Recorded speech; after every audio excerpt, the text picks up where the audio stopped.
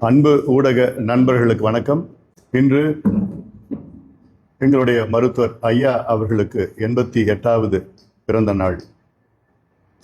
இன்று பசுமை தாயகம் நாளாக நாங்கள் கொண்டாடி வருகின்றோம். தமிழ்நாடு முழுவதும் பல லட்சக்கணக்கான மரங்களை நட்டு மருத்துவர் ஐயாவுடைய பிறந்தநாள் தினத்தன்று ஒரு பசுமை நாளாக நாங்கள் கொண்டாடி வருகின்றோம்.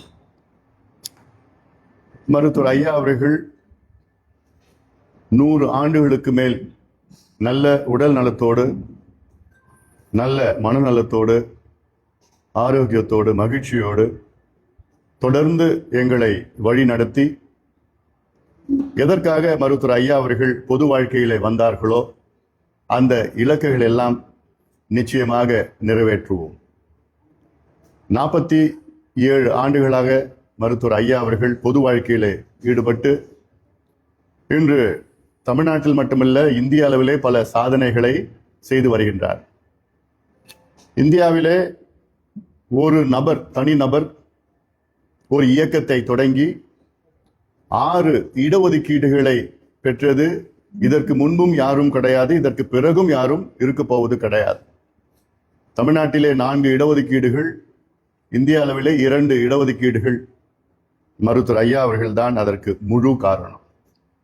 அது மட்டுமல்ல, இன்று தமிழ்நாட்டிலே மது ஒழிப்பு கொள்கை, பூரண மதுவிலக்கு ஒரு கொள்கையாக அனைத்து கட்சிகளும் ஏற்றுக்கொண்ட மனநிலை, அதற்கு முழு காரணம் மருத்துவர் ஐயா அவர்கள் தான்.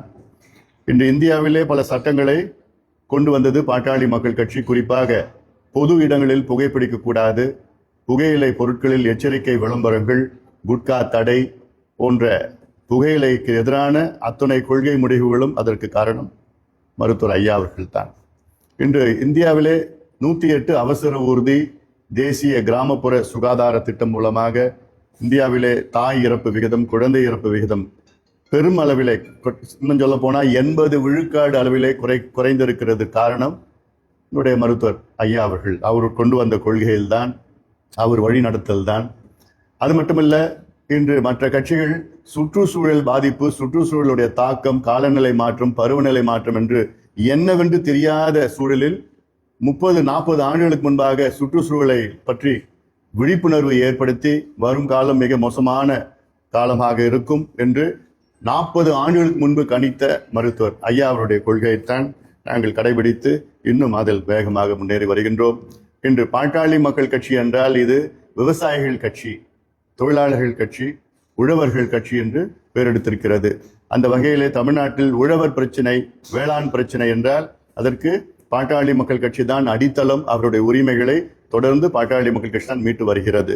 அதே போன்று நீர் மேலாண்மை என்றால் எங்களை விட தமிழ்நாட்டில் ஒரு தகுதியான கட்சி கிடையாது.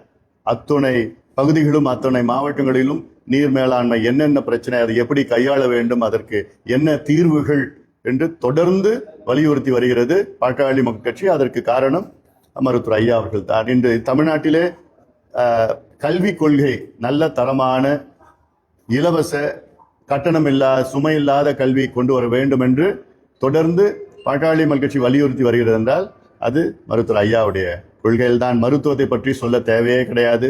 இந்தியாவுக்கே மருத்துவம் கற்றுக் கொடுக்கின்ற கட்சி பாட்டாளி மக்கள் கட்சி. இளைஞர்களுக்கு வேலை வாய்ப்பு, பொருளாதார முன்னேற்றம், இதெல்லாம் தொடர்ந்து தமிழ்நாட்டுக்கு வழிகாட்டுதல், வழி நடத்தி கொண்டிருக்கின்ற கட்சி பாட்டாளி மக்கள் கட்சி. அது அத்துணை கொள்கைகளும் மருத்துவர் ஐயா அவர்கள் தொடங்கிய கொள்கைகள், கடைபிடித்த கொள்கைகள். அந்த கொள்கைகள் தொடர்ந்து நாம் கடைபிடித்து நிச்சயமாக அத்துணை ஐயாவுடைய லட்சியங்கள் எல்லாம் நாங்கள் எல்லோரும் சேர்ந்து நிறைவேற்றுவோம். இது மருத்துவர் ஐயாவுடைய பிறந்த நாள் அன்று நாங்கள் எல்லோரும் சபதம் ஏற்றிருக்கின்றோம்.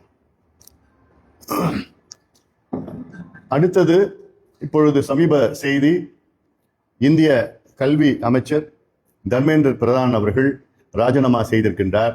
இது வரவேற்கத்தக்கது. இது சில நாட்களுக்கு முன்பு செய்திருக்க வேண்டும், ஆனாலும் இதை வரவேற்கின்றோம். இதன் பிறகு மத்திய அரசு இந்த நீட் தேர்வை ரத்து செய்ய வேண்டும். தர்மேந்திர பிரதான் ராஜினாமா செய்வது அது ஒரு அமைச்சர் ராஜினாமா செய்வது, அவ்வளவுதான்.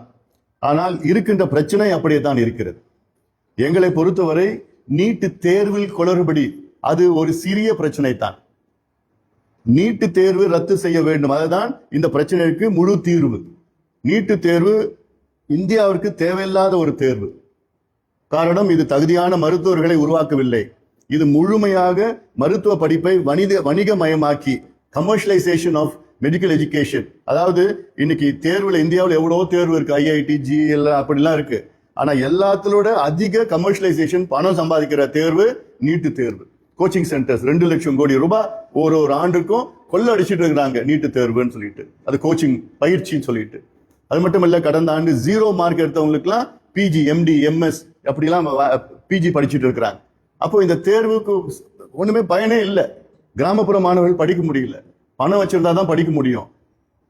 அப்படி ஒரு தேர்வு. இது இல்லாமல் கிட்டத்தட்ட 400 பிள்ளைகள், மாணவிகள் கடந்த 10 ஆண்டுகளில் தற்கொலை செய்திருக்கின்றார்கள். தமிழ்நாட்டில் மட்டும் கிட்டத்தட்ட 45-50 பிள்ளைங்க தற்கொலை பண்ணியிருக்கிறாங்க. ஒரு தேர்வு தற்கொலைக்கு தூண்டுவது என்றால் அந்த தேர்வே தேவையில்லை. இது மிகப்பெரிய ஒரு மோசடி. அப்புறம் பாத்தீங்கன்னா எப்பவுமே அந்த நீட்டு தேர்வுடைய கொஸ்டின் ஷீட் அதுல லீக் பண்ணிட்டு ஒவ்வொரு வருஷமும் நடக்குது. இந்த வருஷம் தான் கண்டுபிடிச்சிருக்காங்க, வெளியில வந்திருக்கு செய்தி. ஒவ்வொரு ஆண்டும் நடைபெற்று தான் வந்துட்டு இருக்குது.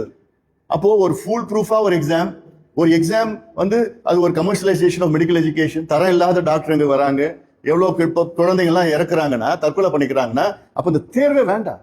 ஒவ்வொரு மாநிலத்திற்கும் விட்டுடணும். அவங்க கொள்கைக்கு ஏற்ப அது தேர்வு நடத்திட்டு போட்டோம். உங்களால் நடத்த முடியுது அது வேற. ஆனா கிராமப்புற மாணவர்களுக்கு சமூக நீதிக்கு எதிரானது. பணம் வச்சிருந்தா படிக்கலாம். 590 மார்க் வாங்கிக்கிட்டு ஒரு பையன் படிக்க முடியல, ஏன்னா அவங்க அப்பா விவசாயி. 720க்கு 590. இன்னொருத்தன் 110 மார்க் வாங்கி எம்பிபிஎஸ் படிக்கிறான், ஏன்னா அவங்க அப்பா கோடீஸ்வரர். வருஷம் 27 லட்சம் ஃபீஸ் கட்டுறதுக்கு அவங்க அப்பா காசு வச்சிருக்கிறார். ஆனா விவசாயியின் மகன் 5 லட்சம் ரூபாய் government quota management fees, government quota management seat. தனியார் கல்லூரியில கவர்மெண்ட் கோட்டால 5 லட்சம் ஃபீஸ் கட்ட முடியல. அப்ப என்ன ஒரு தேர்வு அதனால இது அவசியமா பண்ண. அது மட்டும் இல்ல, இந்த டெல்லியிலேயே போராடிட்டு இருந்தாங்கல்ல, அவங்க மேல அரசு எந்த வழக்குகளும் போடக்கூடாது. அது மட்டும் இல்ல, அந்த போராட்டத்தின் நேரத்துல மிகப்பெரிய அசம்பாவிதங்கள் நடந்தது. அது மாணவர்கள் செய்யல, சில சமூக விரோதிகள் ஊடுருவி. அது மட்டும் இல்ல, காவல்துறை போர்வையில ஏதோ மாஸ்க், ஹெல்மெட் எல்லாம் போட்டுக்கிட்டு யாரோ பெண்களை, குழந்தைகளை மானபங்கம் செய்தார்கள். அவங்க மீது கடுமையான நடவடிக்கை எடுக்கணும். ஒரு ஆய்வு நடத்தணும், ஒரு விசாரணை நடத்தணும், நீதிமன்றம் விசாரணை நடத்தணும். பண்ணி யார் கண்டுபிடிச்சு அவங்களுக்கு டிஸ்மிஸ் பண்ணி ஜெயில பிடிச்சி போடணும். They are not fit to be custodian of law. அது பெண்களையும் குழந்தைகளையும் மானபங்கம் செய்யறதுன்னா எவ்வளவு கேவலம். அதனால இதை மத்திய அரசு உறுதிப்படுத்தணும். அது இந்த நேரத்தில் நாங்கள் பாட்டாளி மகிழ்ச்சி இதை கேட்டுக்கொள்வது.